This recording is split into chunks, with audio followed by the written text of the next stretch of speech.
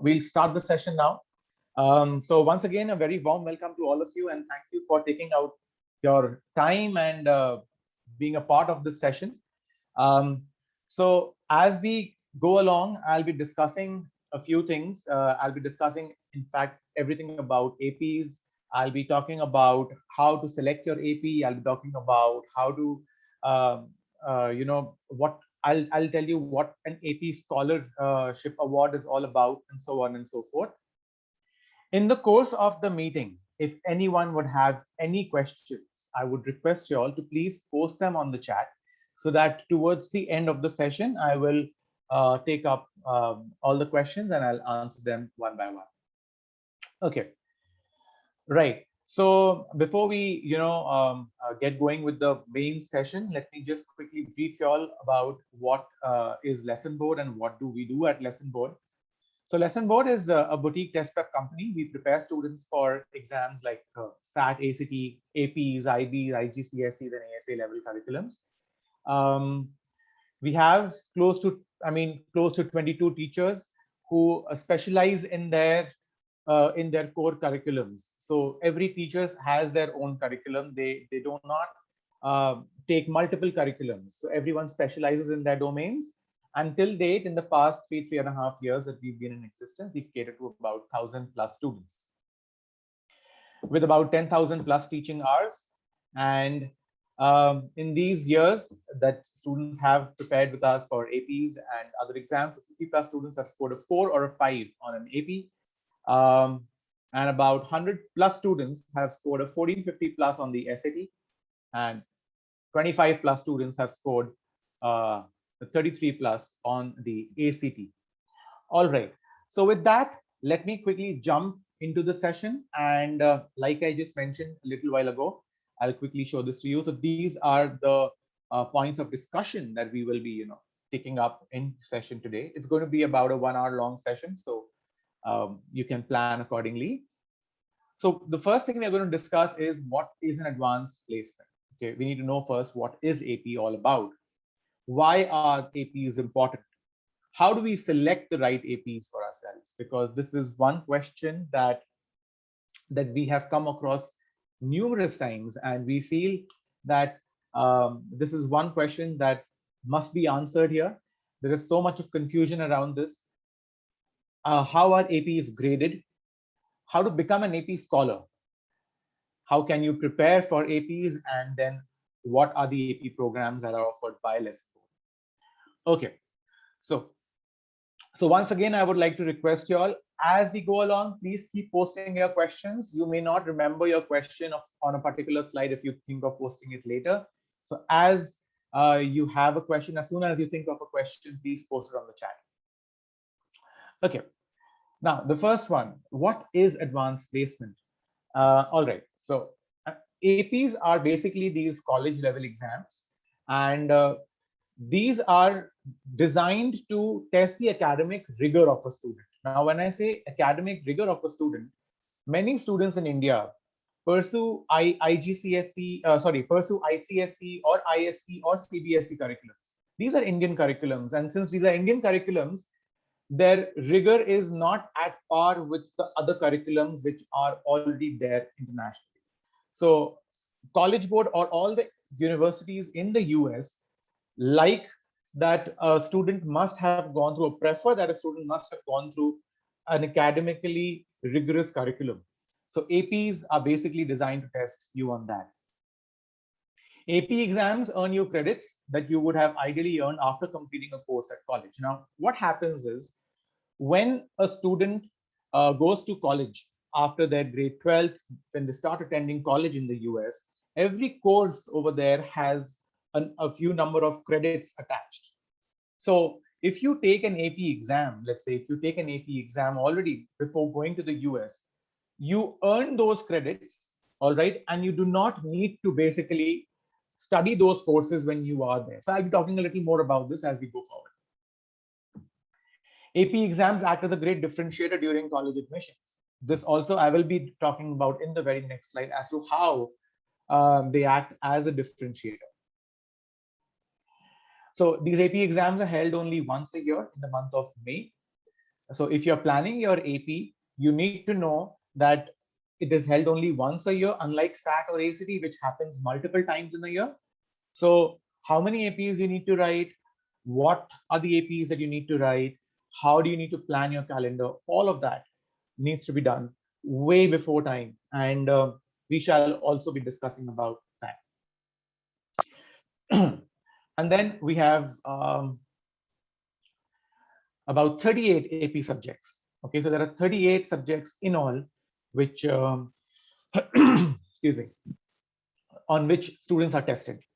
Okay, out of these 38 subjects, there are, I would say, about 14 or 15 subjects which students in India really prefer taking up, depending on their major and the course that they want to pursue at college. So, yeah. Now, coming to this very important slide, as in why are APs important? Why should one take the APs? How do they help us? Okay. Now, the first thing that you need to keep in mind are the college credits. And that is exactly what I spoke about in the previous slide. I'll just elaborate on that a little bit now. So I was telling you all that, when once a student goes to college, they have to attend certain classes for these subjects. And these AP exams are equivalent to those subjects at college. And these subjects are usually taught in the first semester itself. Okay. In the first semester, students go attend colleges, and if it's a public university in the US, you will see like you have about 400, 500 students sitting in one classroom, unlike India, where you have about strength of 25, 30, maximum 40, 45 students.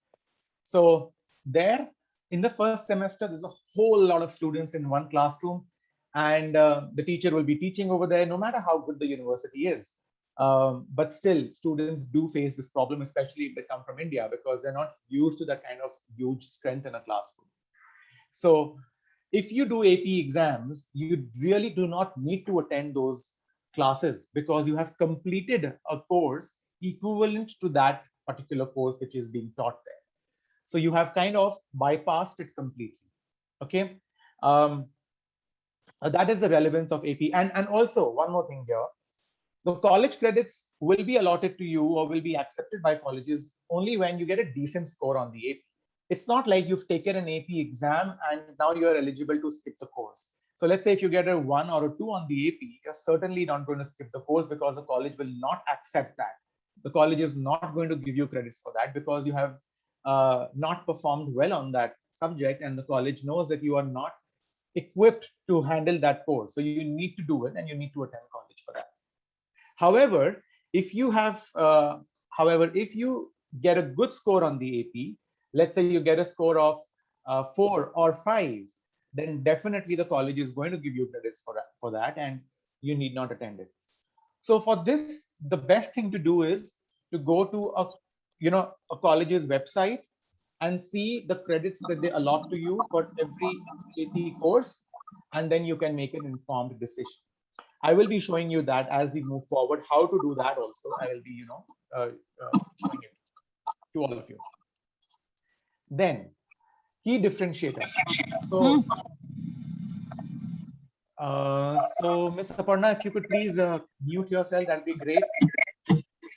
I can hear myself actually. Who do you ask to mute? Someone. Ms. Aparna. Thank you. All right. The second one is a key differentiator. Now, how are APs a key differentiator?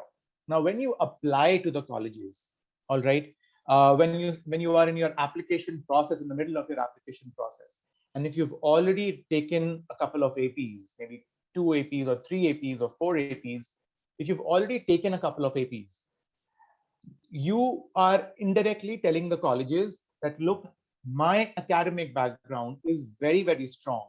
I am a very hardworking student.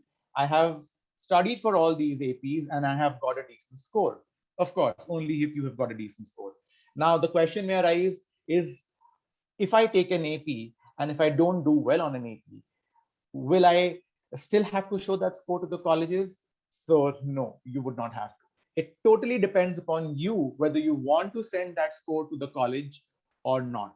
So the college won't come to know about your score if you're not going to submit your score. It's pretty much like the SAT ACT thing. If you have taken your SAT or ACT, you do not score well, you want to go test optional, you just need not show your score. Same thing with the APs as well. But yes, if you have taken a couple of APs and you've done well, colleges will definitely take you very seriously, and you will have an upper hand over those who have not taken the APs or who have not submitted their AP scores. So please keep this in mind that colleges do want students who are academically very strong and hardworking, and they've gone through this very, very rigorous curriculum for APs. Third, helps to graduate early. Of course, now just imagine you have already done your APs, and you've scored well, you've submitted your score to the colleges, and you don't have to attend that course at college level. When you are attending college, you're practically skipping one whole semester, all right, and you do not really have, because you're skipping that semester because you're not attending that course at college.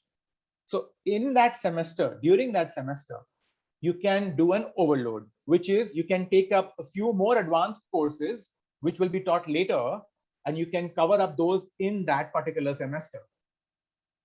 And that is how you go faster than the rest of the students. And this is how some students graduate even in 3 years or 3.5 years instead of 4 years at college. The usual duration of attending a college in the US is 4 years, unlike India where it is 3 years. In the US, it's 4 years. So you can graduate in 3 years also, or if not 3 years, then 3.5 years, depending on your APs and how much of overload you've taken and things like that. Helps to save on college tuition fee, of course. Now, you are paying the college for 3.5 years vis-a-vis 4 years. So obviously you are saving a lot of money on that one whole semester fee.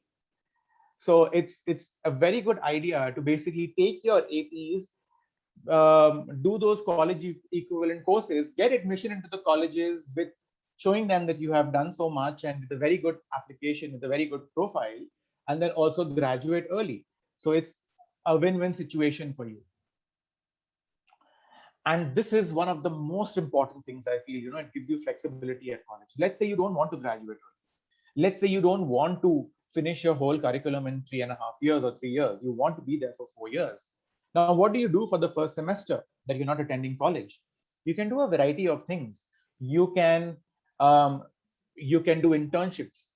You can take up any other minor course which will help you eventually.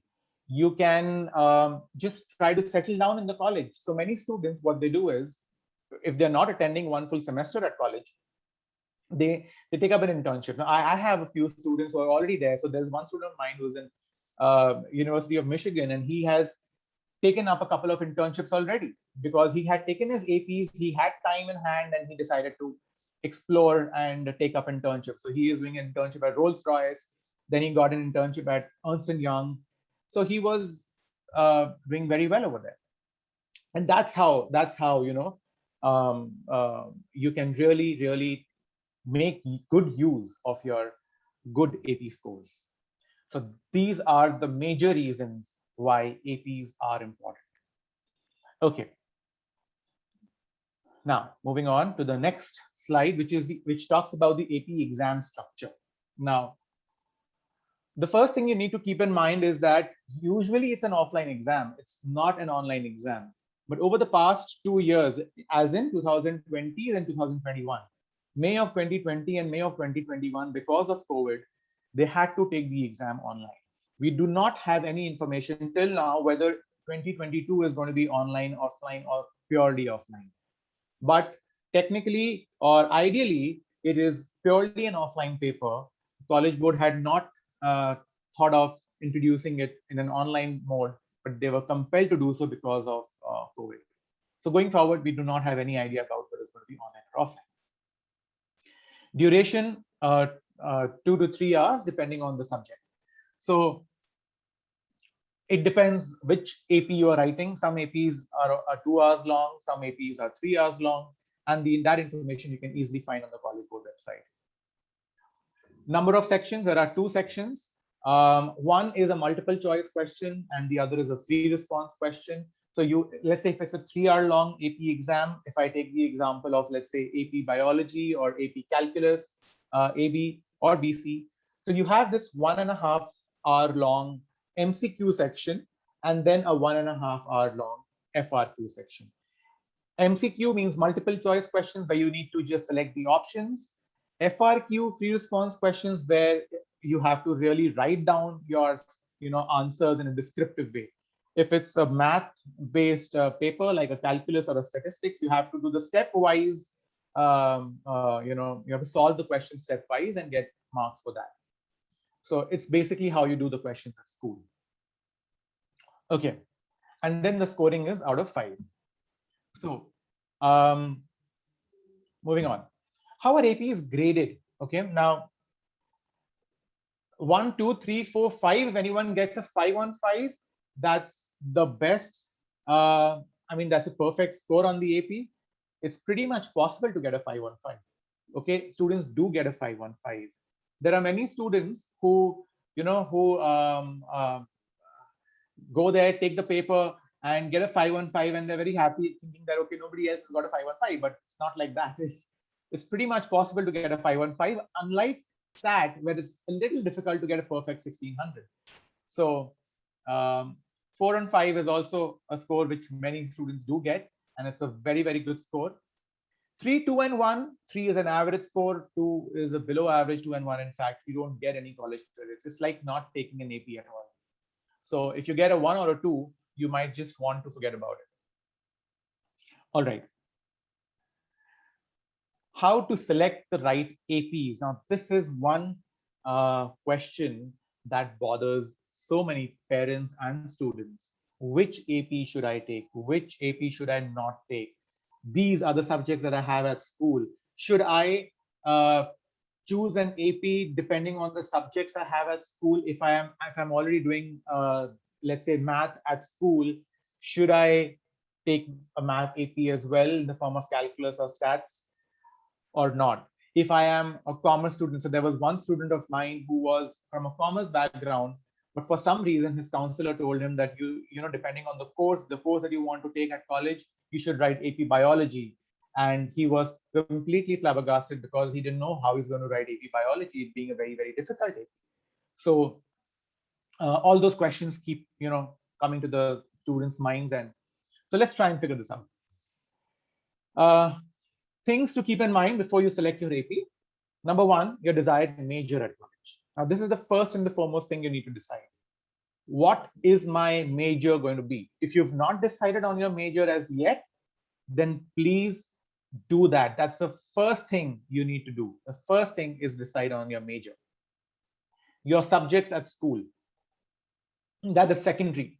You have your majors in mind, and then based on that, you will try to check that these are my subjects at school. Okay, then this should be my AP, or these should be my APs. And the board of the curriculum at school, that's also very important. You know why? I'll tell you. Because let's say you are a student pursuing CBSE curriculum in India, or an ISC or an ICSE curriculum in India. These are Indian curriculums, not rigorous as per international standards.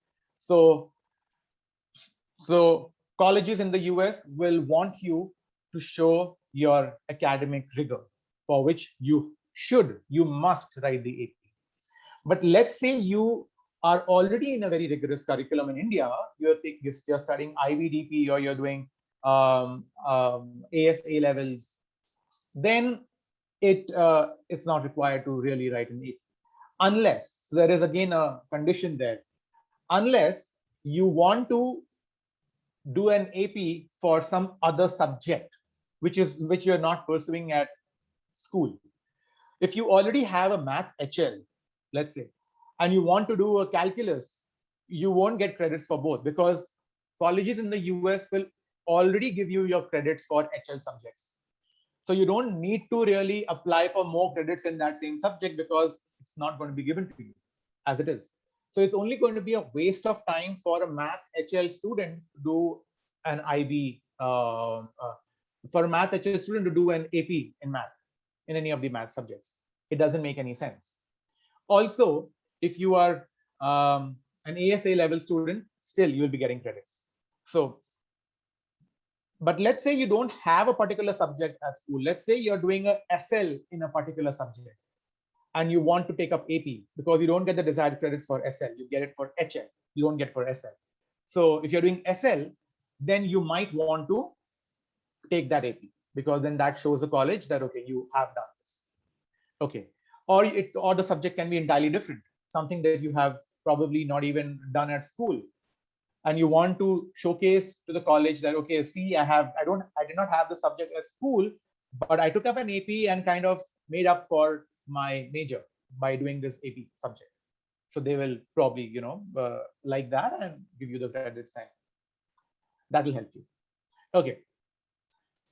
Now, 3 factors again to be, how do we now determine now we are getting deeper into this. So how do we really determine which APs should be right? Now, this was all that we discussed was more to do with the broader aspect of selecting your APs, but now narrowing it down to particular APs that we should be taking up. The 3 factors to be considered here. One, that you have already attempted your SAT or PSAT. So I'll tell you how that makes a difference. Second, you have not attempted your SAT or PSAT as yet. And number 3 is the AP scores distribution. These are the 3 things which you should keep in mind when you are thinking of doing your AP. So I'm sure some of you over here have already done your SAT and ACT. So let us go and check how can this help them. Now, if you have already attempted the SAT or PSAT, visit your College Board account. The first thing you do is log into your College Board account and check your AP potential based on your SAT, PSAT scores and your desired major. Now, what College Board has provided to its students is a very good tool, a very good way to determine your APs by yourself. You don't really need to depend on any counselor or any test prep company or anyone else, any third party. You don't really need to do that. You can decide your APs very, very nicely. How to do that? Just log into your College Board portal, and do you see this window on the right side? So this is a screen recording. I'll just play this and I'll tell you how do we go about this. So just have a look. So you will see over here, there's an AP potential tab over here on the top right side of that page. So let's see, we click on that AP potential. We select any major that we want to pursue at college. So let's say we want to pursue a major in economics.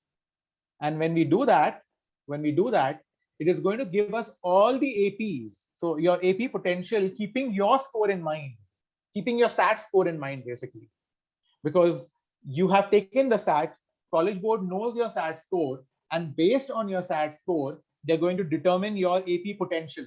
That, okay, look, this is your score, and keeping this score in mind, you have the potential to take up this particular AP with this major in mind.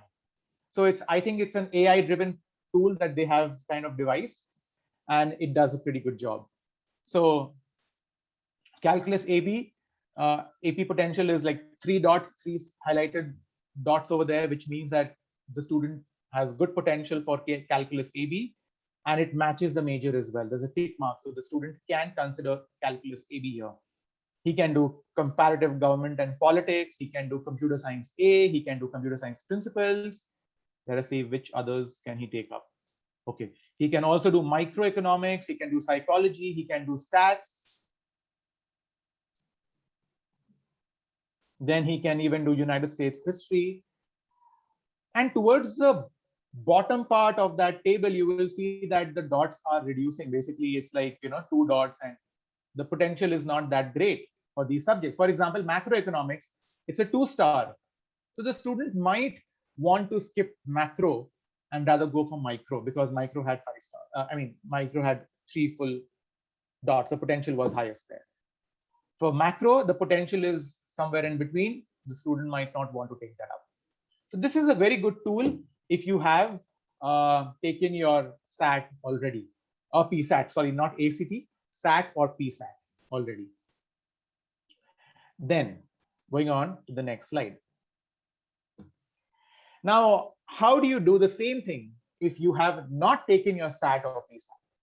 Okay, if you do not have a college board account, or if you don't have a SAT or PSAT score with you, how do you go about doing this? So there is a link which is given over here.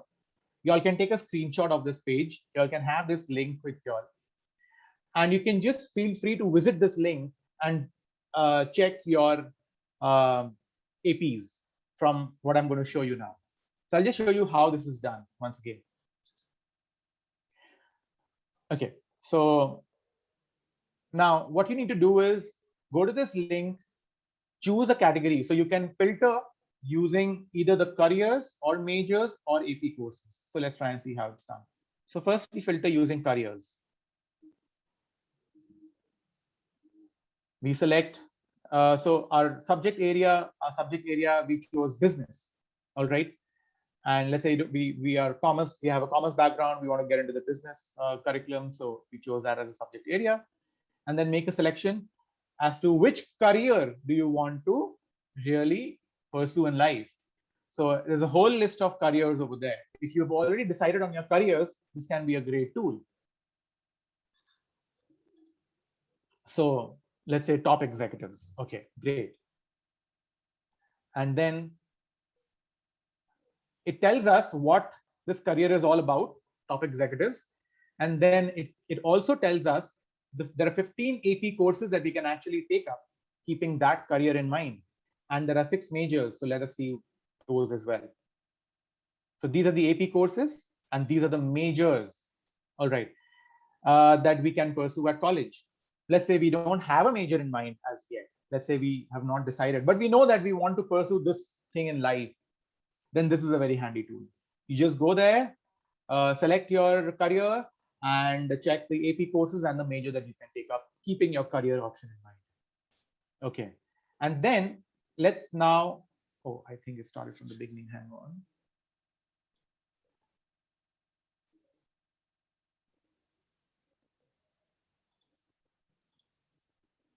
Yeah, this is how it is.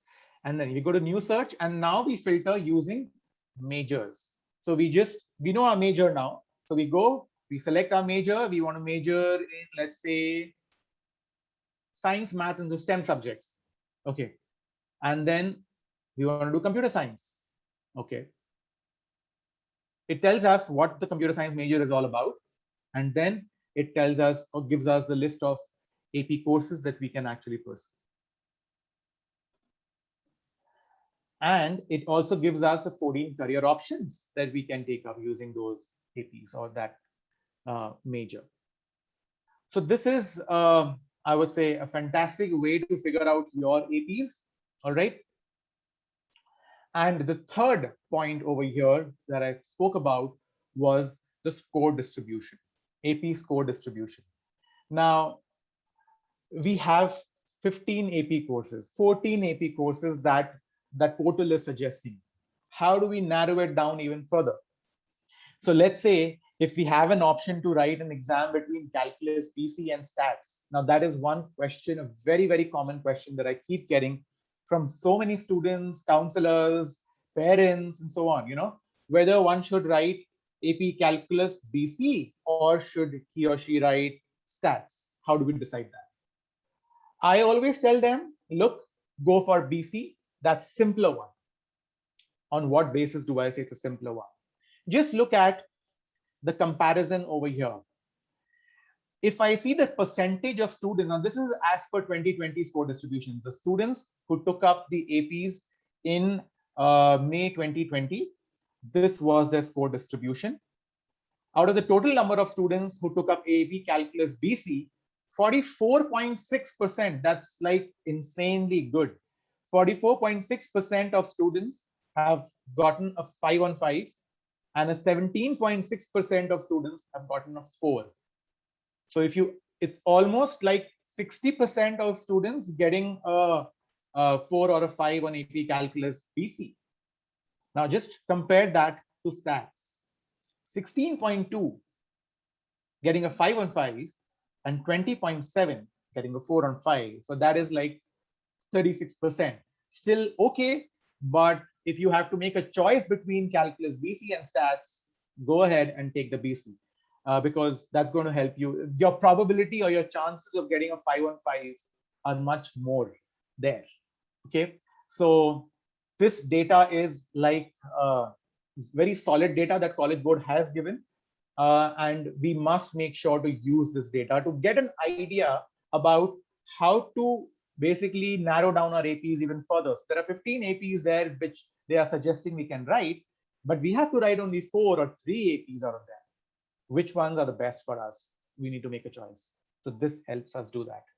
And if I talk about AP score distribution for sciences, now over here, if you see, bio is 9.5 for a 5 on 5, which tells you that, okay, it's not that an easy paper. AP bio is an exam which will really test you and will require a lot out of you. You'll have to work really hard to get a 5 on 5 there. 22.7% of students get a 4 there. Okay, that's still fine. But the majority of the kids are scoring a 3 on 5 in an AP bio paper. That's not that great because 3 on 5 is not really entertained that well by the colleges. 4 and 5, well, yes, of course. But AP physics, now just come down a little bit on that table and you will see that physics, the electricity and magnetism and mechanics both have a very good percentage of students getting a 5 on 5. So that should again be like your target. Okay, I'm going to take up one of these physics papers. You can take both as well. Many students write both physics and both mechanics and ENM, and they get a 5 on both. So it's not a bad idea to actually just take up 2 physics APs and get going with that, especially students pursuing any of the engineering subjects like mechanical engineering or computer science engineering, or wanting to do something in the field of mathematics. They would definitely want to do physics, mechanics, and electricity and magnetism and kind of boost their scores on the APs and go on to present a great profile to the colleges. So that is for the sciences. Then we have for history and social sciences. Again, so, students also do prefer a lot writing the micro macroeconomics, psychology papers. Fewer students take up world history or US history or geography. But when it comes to the humanities subjects, the arts subjects, then the more common ones here are microeconomics, macroeconomics, and psychology. And all these 3 APs, if you see, like they are evenly distributed between 1, 2, and 3, almost, especially psychology. So it's like a 22.4, 25.4, 23.5. So students hovering around that. Now, it's a good idea basically that you can, you have a good chance of getting a 5 here, considering that it's an equal distribution. So there's not much of a distribution and not much of a variation. So you can just, again, you can either take screenshots of this if you want to, or alternatively, this is very well available on the College Board website. Just write AP scores distribution on Google and you will get this. Okay, so this is a very good data point for all of you. All right, now comes this AP credit policy search, which is again a fantastic tool to know your colleges. Now, let's say you have thought of going to Stanford or a Brown or a UPenn, or let's say a Georgia Tech, or let's say an NYU, or any university that you're targeting. Which college has what AP policy is given here? Okay, so you don't really need to hunt anywhere. It's right here. So just go to this page. I'll just show you how this also works. So there is this AP credit policy search, again, a tool present on the College Board website. So you just need to go there and do this. So you click on find your college. You type in the name of your desired college. So let's say I've typed NYU. Okay. And it shows me the credits basically that I shall be getting corresponding to the score I have on the AP. Okay, so let's say if on calculus AB I have a 4 on 5 on a calculus AB, I get 4 credits for that. I get 4 credits and I can skip this math subject at college because this is the equivalent course. If I get a 4 on 5 on calculus BC, I still get 4 credits. So there's nothing different here as per for this particular college. It varies from college to college. Okay. And calculus BC, if I get a 5 on 5, I get 8 credits for that, and I can skip these 2 courses. Basically, I can skip 2 semesters over here. Okay, so that is a very useful information for you. Similarly, for all the other APs it is given, you can just select your college and you can see what is the minimum score that they accept to give you the credits. So you will see that they have only 4 or 5. There is no 3 over there. So if you get a 3, let's say, then you get no credits. Okay, you get no credits. Also, let's say if you want to go deeper into this and check the college's complete AP policy, you have this link given over here to you on the college page on College Board. View the credit policy on this college's website. So you don't need to go to that website separately and hunt for that page. You don't need to do that. Just come here, click on this, and it will redirect you to the college's website where the entire policy is given. So it's very, very helpful, and it can really help you determine your college, your APs, your majors, and whatnot. Okay.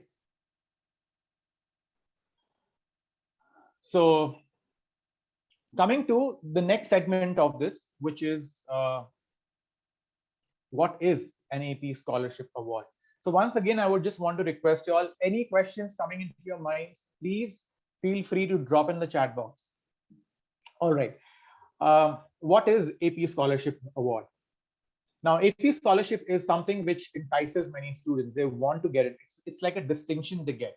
Okay. And if they get that distinction, definitely their profiles become very strong. And when they present that certificate to the colleges, again, it's like a double key differentiator, I would say, because they have a distinction on APs. Okay. So how does one qualify for this? So an AP Scholar Award, or the AP Scholar Awards, recognize high school students who have demonstrated exemplary college level achievement on AP exams. So students can print their award certificate. They get a proper certificate. I'll just show you how the certificate looks like. And the awards are reflected on all score reports sent to colleges after awards are conferred. Now, these AP Scholar Awards are academic distinctions, like I just said, for students to cite among their credentials and applications and resumes. But there is no monetary compensation for this. So if you think that, okay, I get this scholarship, so do I get any money so that I can use it for my education abroad? No, they don't give you any kind of monetary compensation for this. But this is just like a certificate to you, certifying that you have accomplished something really great. And you can always show that to the colleges. You can put that on your LinkedIn profiles if you have it. And wherever you want to, showcase it. You can showcase it to the entire world. It's like a very big achievement on any student's part. So how, or what is the criteria for getting the AP Scholarship Award? So there are like 4 types of awards here. One is AP Scholar. That's like a normal AP Scholar Award that you can get even by writing 3 APs. AP Scholar with honor. Okay. So you need to take at least 4 APs for that. AP Scholar with distinction. You need to take at least 5 APs for that. Okay. And then we have this AP International Diploma, which is not so relevant for this particular thing. So you will be focusing on Scholar, Scholar with honor, and Scholar with distinction. And there was this one student of ours, his name was Adit, and this is his AP certificate, AP Scholar with distinction. He took 5 APs. Okay, he took 5 APs. Students do write that number of APs, and they get, so he got a 5 on calculus BC. He got a 4 on macro. He got a 5 on micro. He got a 4 on ENM, and he got a 4 on mechanics. all the APs had 3 and above score. So what was the criteria? We'll just go back and check it once again for AP Scholar with distinction. It says granted to students who receive an average score of at least 3.5 on all AP exams taken. So his average score was more than 4 because 4 was the minimum that he got. And scores of 3 or higher on 5 or more of these AP exams. So these are the 2 conditions he needed to fulfill. Take at least 5 APs and get a 3 or higher in each one of those and have an average score of 3.5. He fulfilled both the conditions and he got the certificate of AP Scholar with distinction. This has helped him get the university of his choice in a way, because he presented this certificate and he is there. And that is exactly what you all can also think about. Though it's going to be a steep learning curve or maybe a steep task to accomplish, but yeah, this is a possibility. Now, many of us have only known that APs are accepted by US colleges. They are not accepted by any other country's colleges, and that's misinformation. APs have an international significance. APs are accepted all across the world, including 3 colleges in India. Okay, so there are more than 750 colleges outside the US that accept AP scores for admissions and credits. So there are many students, who don't think of US at all. There are many students who think of UK, Singapore, Canada, and these students should also take the APs. More than 65 countries welcome AP scores. That's a great piece of information because almost all the countries do accept AP scores at least. 122 colleges accept AP scores for admissions in the UK. Now, only for those students who are thinking of UK, because that's the second most favorite destination of students and parents. But if not US, then maybe UK. And there are 122 colleges, including Oxford, Cambridge, and London School of Economics, the 3 major universities in the UK that accept AP scores for admissions.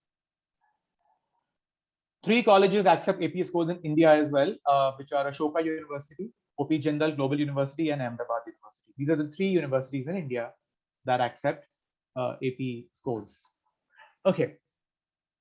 Now, coming to the next slide, in a nutshell, what should you do and how should you go about this entire AP journey? So step 1, decide on your desired college major or career you want to pursue. So I just showed you how to do that, how to select. So that's the first thing you do. Decide on your college major or the career. Second is decide on the APs you need to write for a solid college application, keeping the points discussed earlier in mind. 3, check your target college's websites to understand the AP credit and admission policy. Every college has got a different one. It depends on which college you are applying to or want to apply to. So you have to go to that college's website and see their policy. And number 4, plan your calendar, keeping your SAT, ACT, school exams, and other commitments in mind. Now, what happens, I'll tell you, this is one thing that I would like to talk about. Students don't plan early. They think of taking up an AP. Okay, AP is in May. I'll get done with my school exams in March, and then I will start my preparation for APs. Now, a couple of questions here. How many APs are you writing? Are you writing 1 AP, 2 APs, 3 APs? 1 AP is like a sore thumb. Colleges will not give you that kind of importance because the majority of the students who have applied with an AP score would have at least 3 APs, kind of back them up. So 1 AP, colleges would think either you have hidden the other AP scores or you have not bothered to take the other AP, so you just taken 1 for the heck of it. So okay, let this be. Okay, if the credit has to be given, obviously they'll give you the credit, but it might not really appeal to the college admission officer from the admission perspective. Okay, next. So if you have decided on all these points, then you need to start calculating backwards. Okay, so if my exams are getting over in March, I have only 2 months to prepare for APs. April, May, not even 2, because the AP exams will start from the 2nd week of May. Probably I have 1 month or maybe at the most 1.5 months. Is that time sufficient to prepare for 3 APs minimum? If not, then how do I go about it? So start coming backwards. Okay, December, I'm writing the SAT. Is it going to be my first SAT or my second SAT? Think about that. And then keep planning backwards So the planning for APs need to start as soon as you enter grade 11, or maybe when you are towards the lag end of grade 10. You need to go backwards and calculate everything, because you can take an AP in the middle of so when you graduate from grade 10th to grade 11th, that means in the beginning of grade 11th, you can take a couple of APs, and then you can even take APs in the middle of grade 12th, because your college applications will be going when you are towards the end of your grade 12th. So when in the November of grade 12, your early decisions will go, and your regular deadline is at first week of January. So again, that's towards the end of grade 12. So if you plan to apply with an AP score for admissions, then you need to plan in such a way that you have at least 3 APs behind you to back you up, so that your application thing is sorted. You don't have to really bother about that. Your SAT has to be in place, or ACT has to be in place. Your school exams have to be in place. So you are your best judge. You need to see when can you start your AP preparation. It takes about 40 to 45 hours just for the classes. Then it takes about probably 40 to 45 hours more for the practices. So it's like for one subject, that is, but it's a rigorous curriculum. It's not like you just come and do it and go. It's not all that easy. So it'll require effort. Okay. Now, what are the do's and don'ts? This is again a very important slide for you to know. You have to start early. You cannot wait till the last moment, like I just explained. Number 2, take 1 or 2 APs in the May of grade 11 and 1 or 2 APs in the May of grade 12. So that is kind of going to distribute your load. You won't be under tremendous pressure. You will be able to manage your APs hand in hand with your SATs or with your school exams and other commitments. So it's not like you are under tremendous pressure to do 4 APs or 3 APs. Else, you might have to take a gap year. It may or may not be a good idea. Now, if you do take a gap year, let's say, then you have to ensure that you take at least 5 APs or 4 APs minimum. If you're doing a gap year because you have nothing to do, and just prepare for APs during that year. Take 4 or 5 APs and get those college credits. Make sure you get a 4 or a 5. Get those college credits to skip 1 full semester or 2 full semesters, if that is possible. And if you can do that, then probably you will graduate at the same time as your peers, because though you've dropped a year, but still you managed to graduate 1 year earlier. So you have not landed up wasting any time, so to say. So you are still on track. So you can think of that as well. If you have not, if you think that you can't take so many APs in one go and it's going to be a problem, which of course it will be. So that is one option, but that's the last option, I would say. Try not to do that. Make an informed decision. Blindly don't follow your peers.